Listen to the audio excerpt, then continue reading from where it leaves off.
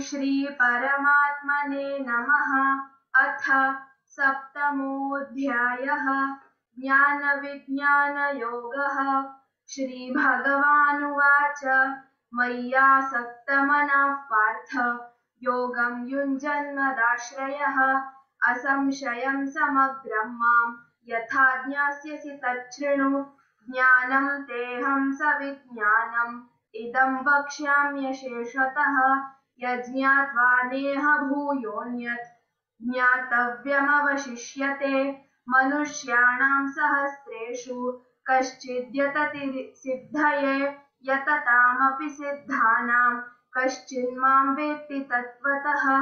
भूमिरापो नलो वायुः खं मनो बुद्धिरेव च अहंकार इतीयं मे भिन्ना प्रकृतिरष्टधा। अपरेयमिति स्त्वन्यां प्रकृतिं विद्धि मे परां जीवभूतां महाबाहो ययेदं धार्यते जगत्। एतद्योनीनि भूतानि सर्वाणीत्युपधारय अहं कृत्स्नस्य जगतः प्रभवः प्रलयस्तथा मत्तः परतरं नान्यत् कच्चिदस्ति धनञ्जय। मयि सर्वमिदं प्रोतं सूत्रे मणिगणा इव रसोऽहमप्सु कौन्तेय प्रभास्मि शशिसूर्ययोः। प्रणवः सर्ववेदेषु शब्दः खे पौरुषं नृषु पुण्यो गन्धः पृथिव्यां च तेजश्चास्मि विभावसौ। जीवनं सर्वभूतेषु तपश्चास्मि तपस्विषु बीजं मां सर्वभूतानां विद्धि पार्थ सनातनं।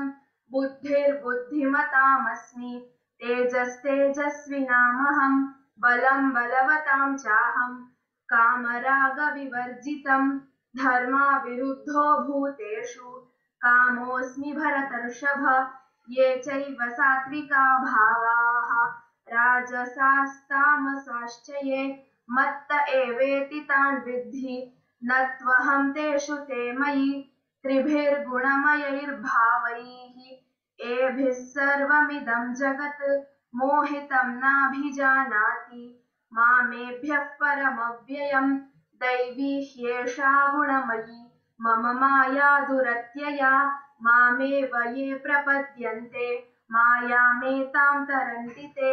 न मां दुष्कृतिनो मूढाः प्रपद्यन्ते नराधमाः माययापहृतज्ञानाः आसुरं भावमाश्रिताः। चतुर्विधा भजन्ते मां जनाः सुकृतिनोऽर्जुन। आर्तो जिज्ञासुरर्थार्थी ज्ञानी च भरतर्षभ। तेषां ज्ञानी नित्ययुक्तः एकभक्तिर्विशिष्यते।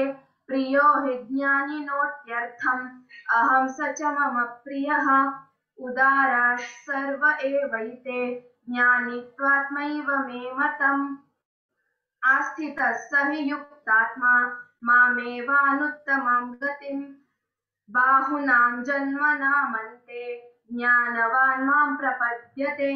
वासुदेवः सर्वमिति स महात्मा सुदुर्लभः। कामैस्तैस्तैहृतज्ञानाः प्रपद्यन्ते ज्ञदेवताः। तं तं नियममास्थाय प्रकृत्या नियता स्वया यो यो यां यां तनुं भक्तः श्रद्धयार्चितुमिच्छति तस्य तस्याचलं श्रद्धां तामेव विदधाम्यहम्। स तया श्रद्धया युक्तः तस्याराधनमीहते लभते च ततः कामान् मयैव विहितान् हितान्। अन्तवत्तु फलं तेषां तद्भवत्यल्पमेधसां। देवान् देवयजो यान्ति मद्भक्ता यान्ति मामपि। अव्यक्तं व्यक्तिमापन्नं मन्यन्ते मामुबुद्धयः। परं भावमजानन्तः ममाव्ययमनुत्तमम्। नाहं प्रकाशः सर्वस्य योगमाया समावृतः। मूढोऽयं नाभिजानाति लोको मामजमव्ययम्। वेदाहं समतीतानि वर्तमानानि चार्जुन भविष्याणि च भूतानि मां तु वेद न कश्चन। इच्छाद्वेषसमुत्थेन द्वन्द्वमोहेन भारत सर्वभूतानि सम्मोहं सर्गे यान्ति परन्तप येषां त्वन्तगतं पापं जनानां पुण्यकर्मणां ते द्वन्द्वमोहनिर्मुक्ताः भजन्ते मां दृढव्रताः जरामरणमोक्षाय मामाश्रित्य यतन्ति ये ते ब्रह्म तद्विदुः कृत्स्नम् अध्यात्मं कर्म चाखिलम् साधिदैवं मां साधियज्ञं च ये विदुः प्रयाणकालेऽपि च मां ते विदुर्युक्तचेतसः। ॐ तत्सदिति श्रीमद्भगवद्गीतासु उपनिषत्सु ब्रह्मविद्यायां योगशास्त्रे श्रीकृष्णार्जुनसंवादे ज्ञानविज्ञानयोगो नाम सप्तमोऽध्यायः। सर्वधर्मान् परित्यज्य मामेकं शरणं व्रज अहं त्वा सर्वपापेभ्यः मोक्षयिष्यामि मा शुचः। ॐ श्री परमात्मने नमः। अथ अष्टमोऽध्यायः अक्षरब्रह्मयोगः। अर्जुन उवाच किं तद्ब्रह्म किमध्यात्मम् किं कर्म पुरुषोत्तम अधिभूतं च किं प्रोक्तम् अधिदैवं किमुच्यते अधियज्ञः कथं कोत्र देहेऽस्मिन् मधुसूदन प्रयाणकाले च कथं ज्ञेयोऽसि नियतात्मभिः। श्रीभगवानुवाच अक्षरं ब्रह्म परमं स्वभावोऽध्यात्ममुच्यते भूतभावोद्भवकरः विसर्गः कर्म संज्ञितः अधिभूतं क्षरो भावः पुरुषश्चाधिदैवतम् अधियज्ञोऽहमेवात्र देहे देहभृताम्बर अन्तकाले च मामेव स्मरन्मुक्त्वा कलेवरं यः प्रयाति समद्भावं याति नास्त्यत्र संशयः यं यं वापि स्मरन् भावं त्यजत्यन्ते कलेवरं तं तमेवैति कौन्तेय सदा तद्भावभावितः।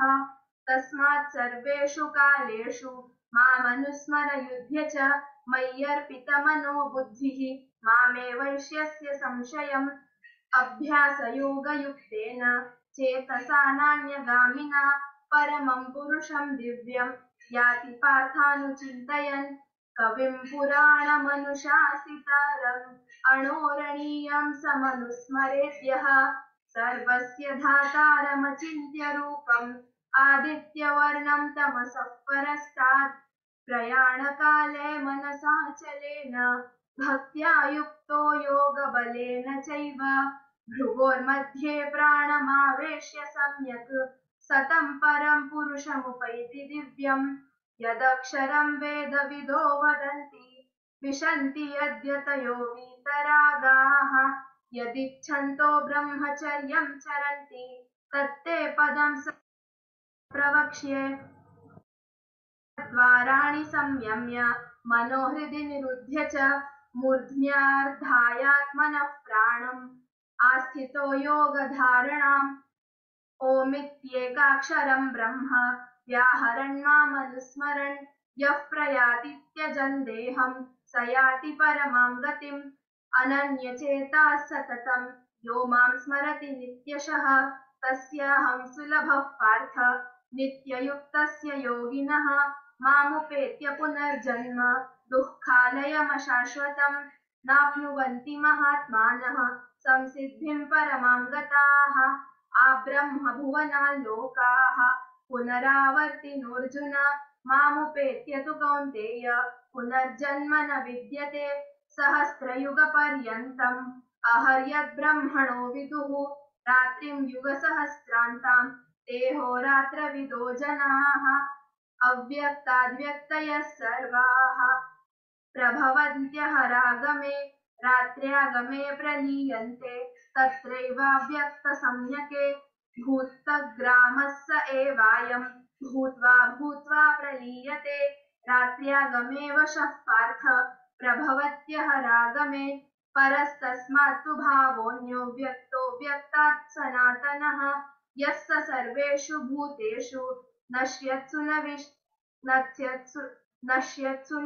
नश्यते अव्यक्तोऽक्षर इत्युक्तः तमाहुः परमां गतिम् यं प्राप्य न निवर्तन्ते तद्धाम परमं मम पुरुषः स परः पार्थ भक्त्या लभ्यस्त्वनन्यया यस्यान्तस्थानि भूतानि येन सर्वमिदं ततं यत्र काले त्वनावृत्तिम् आवृत्तिं चैव योगिनः प्रयाता यान्ति तं कालं वक्ष्यामि भरतर्षभ अग्निर्ज्योतिरः शुक्लः षण्मासा उत्तरायणम् तत्र प्रयाता गच्छन्ति ब्रह्म ब्रह्मोविदो जनाः धूमो रात्रिस्तथा कृष्णः षण्मासा दक्षिणायनम् तत्र चान्द्रमसं ज्योतिः योगी प्राप्य निवर्तते शुक्लकृष्णे गतिह्येते जगतः शाश्वते मते एकया यात्यनावृत्तिम्